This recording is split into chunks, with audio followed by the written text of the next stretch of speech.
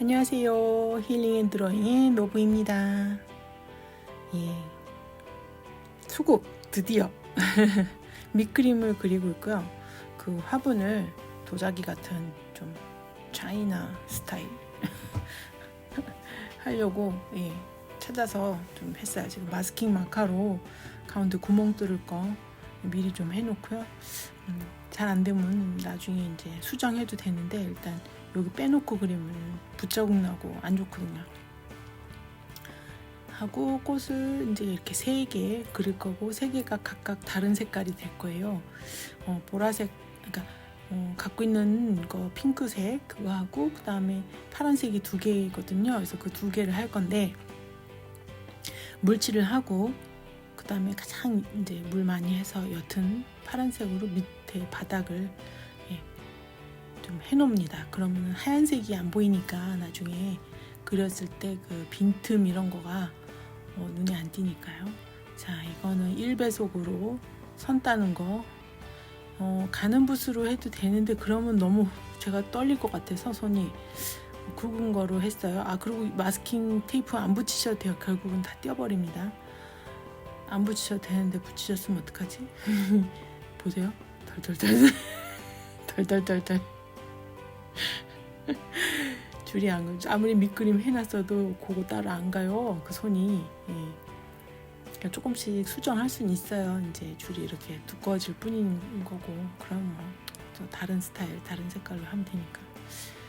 마스킹 마카로 이렇게 해놓으면 그 위로 물감이 휙 지나가도 되니까 참 편하죠. 그리고 천천히 이렇게 보시고 이제 그 화병에 윤곽 딸 때만 1배속이고 나머지 2배속. 그래서 이게 다 해서 말리고 그리고 뭐 해서 1시간 이상 걸렸어요.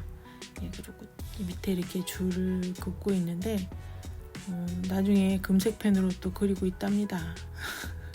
금색 너무 좋아하는 것 같아. 제가 오늘 재밌는 거를 좀 해보고 싶어서 그림 설명을 미리 좀 해놓을게요. 바닥을 수국을 밑그림을 저렇게 해놓고 이제 다 마르면 그 다음에 1차로 한번 꽃잎을 그려줄 거예요. 그래서 꽃 하나 덩어리마다 이렇게 얼굴이 되는, 특징이 되는 얼굴 되는 꽃을 이파리 그 수국이 작은 꽃이 여러 개 모여 있잖아요. 그거를 먼저 해줄 거예요. 그래서 그걸 놓치지 않게 계속. 그리고선 이제 색색 조금씩 달라지게 이렇게 잎사귀를 해줄 건데 붓 끝이 있잖아요. 지금 좀 수정해 준 거예요. 화이트로 삐져나온 거. 붓 끝이 안으로 가서 그 다음에 막 숨도 못 쉬겠어요. 이거 그리는 거 보기만 해도 안으로 가서 딱 붓을 대고 살짝 옆으로 찍 하고 돌려주면은 잎사귀가 안에는 꽃잎이 안에는 가늘고 밖엔 조금 퍼진 게 돼요. 그냥 찍은 게 아니고 이렇게 딱 대고 살짝 돌려준 거예요. 옆으로 픽 하고 나중에 꽃잎 그릴 때 보시면 아세요.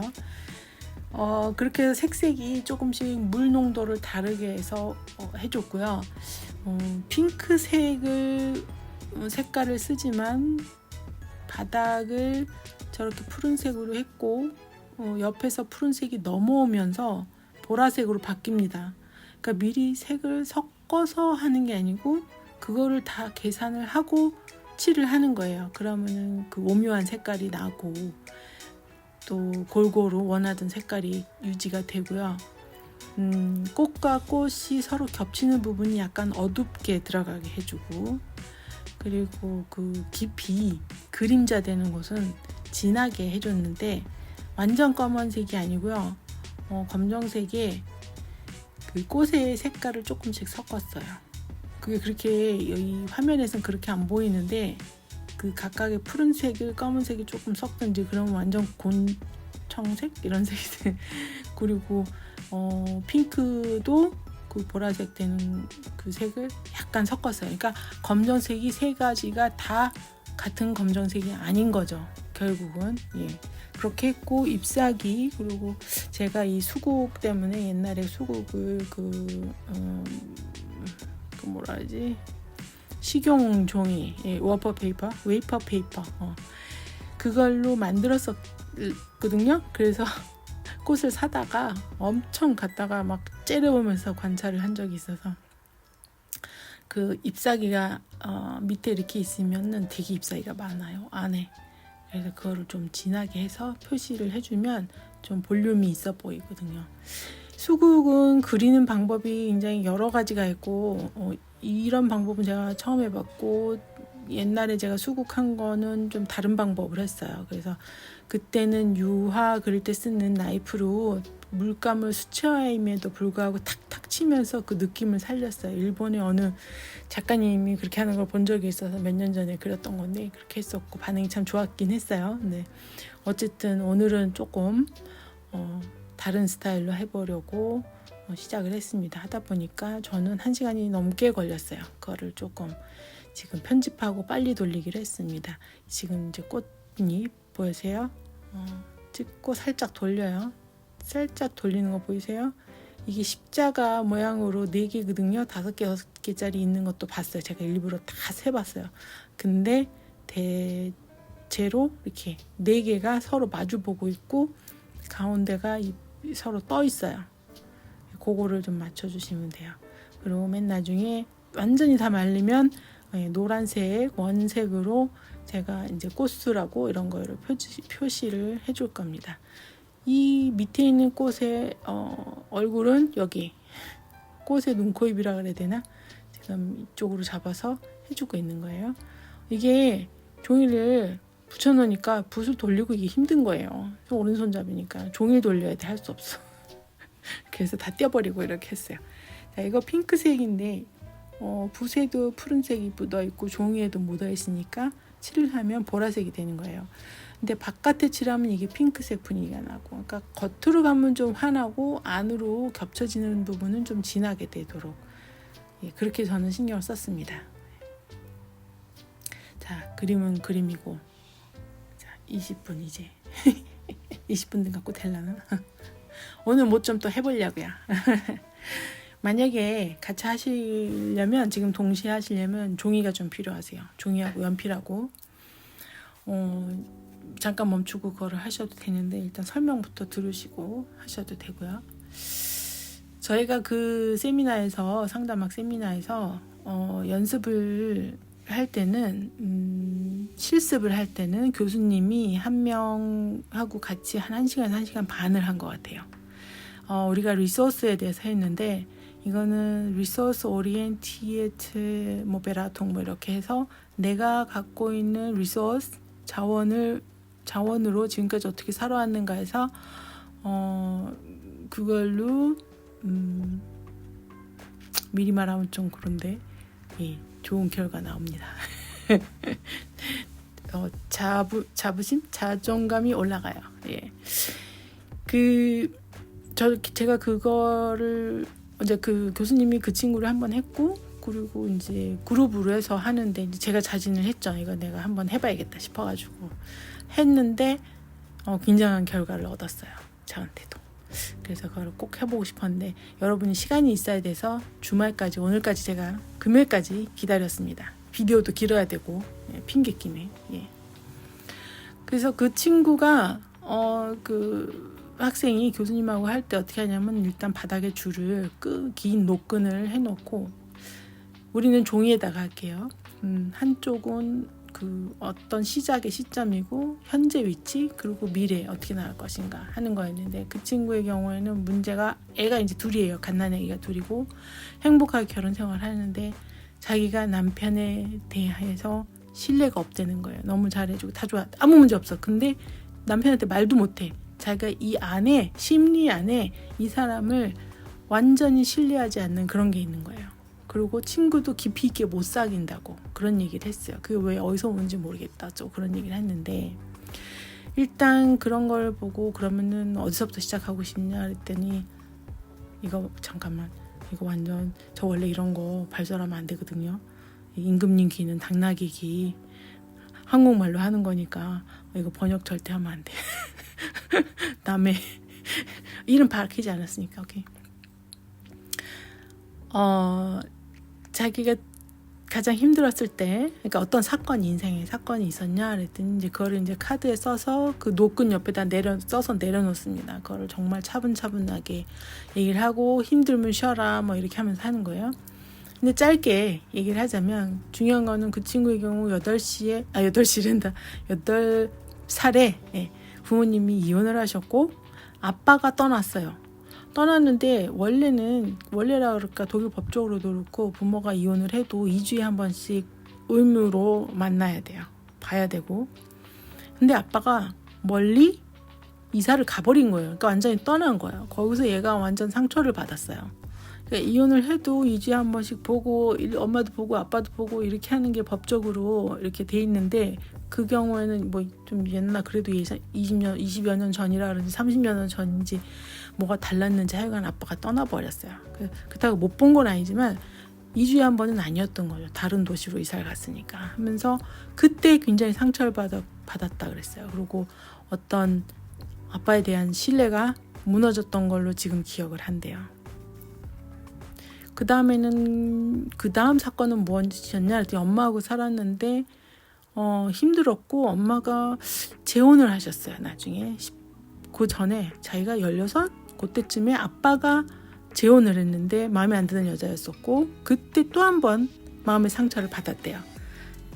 자기는 아빠가 이제 10대가 되었을 때 이제 아빠 있는데 갔겠죠. 2주에 한 번은 아니더라도 굉장히 불쌍했고 잘 못 사는 것 같았고 아빠가 제대로 삶을 못 사는 것 같았고 안타까웠고 그랬는데 여자를 만나서 두 번째 떠난 거죠. 말하자면은. 그렇다고 해서 무슨 뭐 다시 안 보고 이런 거 아니잖아요.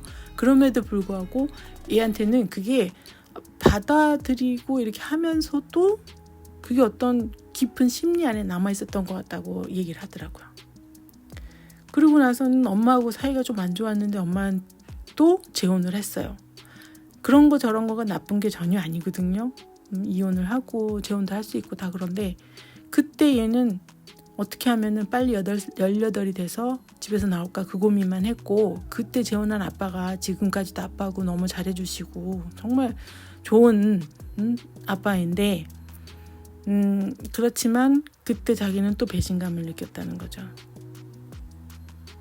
그러니까 어린 마음이 그랬던 거예요. 문제는 아동복지 이런 데서 봤을 때 그런 것을 알고 부모가 그것을 상담을 해주고 아니면 전문가가 상담 치료를 해주고 한 번씩 이렇게 어루만져주고 해야 되는데 얘를 돌봐줄 그럴 여유가 있는 사람이 우리 보통 모르잖아요. 내 새끼가 뭐 어떻게 나는 그냥 최선을 다해서 키우지만 말을 안 하면 모르지. 자기도 성장해서 지금 와서 얘기해보니까 그때 그랬던 것 같다고. 그게 남아있어서 그 남편에 대한 신뢰가 이 사람이 나를 언젠가 떠날지도 몰라 하는 불안감이 있다는 거죠. 심리 안에 잠재의식 속에. 그래서 그냥 지금 도시를 떠나와서 다른 도시에서 살고 있는데 그 옛날 도시에 살고 있는 친구들만 보고 싶고 새 친구 만드는 것도 힘들고 그런 거였어요.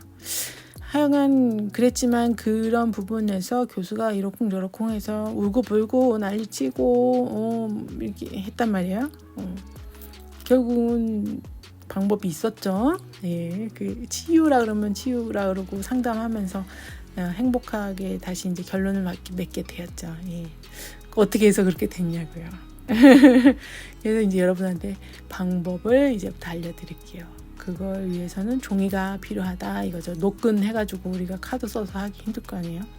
좀 큰 종이 사건이 많을수록 내 인생이 좀 파란만장했다 그러면은 좀 큰 종이가 좋으실 것 같고 제 경우에는 이제 결혼한 때부터 결혼 직전 연애할 때 그때부터 내 결혼 생활에 대해서 얘기를 했어요. 나도 남편에 대해서 결혼해서의 지금까지 우리 앞으로 어떻게 할 것인가 그 부분에 대해서 이렇게 얘기를 했고 자녀와의 문제가 있다면 자녀와의 문제가 있다라기보다도 어떤 그 관련이 있다면 자녀가 태어났을 때부터라든가 임신했을 때부터라든가 이렇게 시작을 마음대로 정하시면 돼요. 연도를 쓰세요. 몇 년도 구체적으로. 그리고 거기다가 무슨 일이 있었는지 그러니까 자녀가 태어났을 때 아팠을 수도 있고, 자녀가 태어났을 때 남편이 없었을 수도 있고, 예를 들어서 뭐 그런 게 힘들었을 수도 있고, 뭐 안 봐주고 뭐 독방 육아를 했다든지, 아니면 그때 내가 직장 다니고 그래서 힘들었다든지, 아니면은 부모님하고 관계에 있어서 누가 아팠다든지, 뭐가 됐든 이런 게 있을 거 아니겠어요.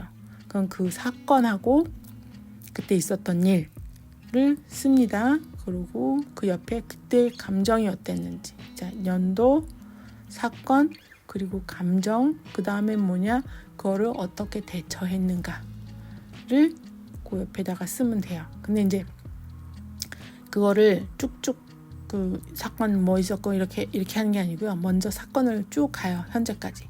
과거 몇 년도에 이렇게 있었는데 그때 나는 슬펐다. 그때 나는 괴로웠다. 그때 나는 상처받았다. 그때 나는 죽고 싶었다. 그때 나는 굉장히 우울했다. 이런 식으로. 아니면 뭐 이민을 왔다라든가 이사를 왔다든가 뭐 귀농을 했다든가 무슨 사업을 시작을 했다든가 사업을 실패를 했다든가 여러 가지가 있을 수 있잖아요. 아이가 사춘기였었다든가 뭐 내가 그때 뭐 아팠었다든가 그런 어떤 시점을 적고 1900 몇 년, 2000 몇 년에 이래 했었고 그때 내 심정이 이랬었던 것 같다 하고 적습니다. 그리고 그 다음에 큰일, 그러니까 짜잔하게 매일매일 쓰는 게 아니라 나한테 굵직굵직하게 있었던 거, 그 다음에 그 관련해서 혹은 뭐 하고 싶은 것들 씁니다.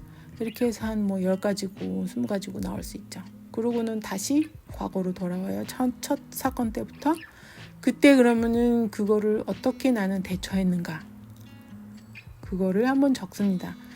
그때 나는 뭐 새벽 기도를 가서 뭐 이렇게 해서 이겨냈다. 아니면 그때 내 친구가 나를 이렇게 해서 도와줘서 이겨낼 수 있었다. 그때 나는 나를 바쁘게 했고 뭐 운동을 많이 했다. 뭐 이렇게 해서 모든 걸 간두고 귀농을 해서 이렇게 했었다. 뭐 자연으로 돌아와서 이래서 좋았다. 뭐 아니면 뭐 글쎄 무슨 이해가 있을까요? 강아지를 뭐 들여서 외로움을 달랬다. 뭐 이런 거 있을 거 아니겠어요. 그 상황마다 그 처음에 쓴 그거 내용, 그 감정, 그 옆에다가 그것을 어떻게 극복했는가를 쓰는 거예요. 그렇게 해서 다시 현재까지 쭉 옵니다. 그러고 나서 다시 돌아가요. 그리고 그거를 내가 제3자 입장에서 그걸 보면서 이름을 넣어주고, 노부야, 너 그때 참 이렇게 했는데 이랬었구나. 그럼에도 불구하고 너는 이렇게 해서 견뎌냈네. 대단하다. 참 잘했어. 그리고 내가 어떻게 했는가를 어떻게 이겨냈고 어떻게 승리했고 그 순간을 그 역경을 겪어냈는지 그것을 칭찬을 해줘 보세요. 그래, 그때 식단을 바꿔서 잘했다. 참 대단해.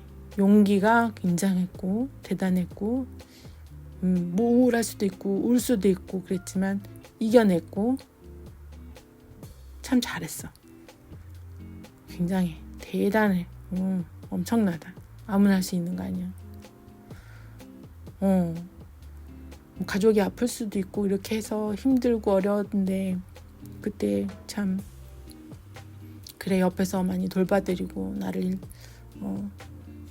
희생하면서 정말 사랑으로 정성으로 이렇게 했네. 정말 잘했다. 너는 정말 사랑 가득한 너 진짜 멋있다. 이렇게 시련하고 힘들고 그래서 진짜 죽고 싶고 네가 죽나 내가 죽나 해보고 싶었는데 그럼에도 불구하고 너 자신을 바쁘게 만들고 친구 만나고 운동하고 하면서 정말 포지티브하게 긍정적으로 너를 다시 일으켜 세웠구나. 잘했어. 정말 잘했네.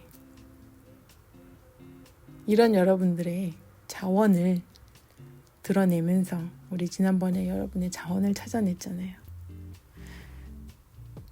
그래서 여러분을 한번 그때 어떻게 이겨냈는지에 대한 여러분들을 칭찬을 해보시는 시간을 한번 가지셨으면 좋겠어요.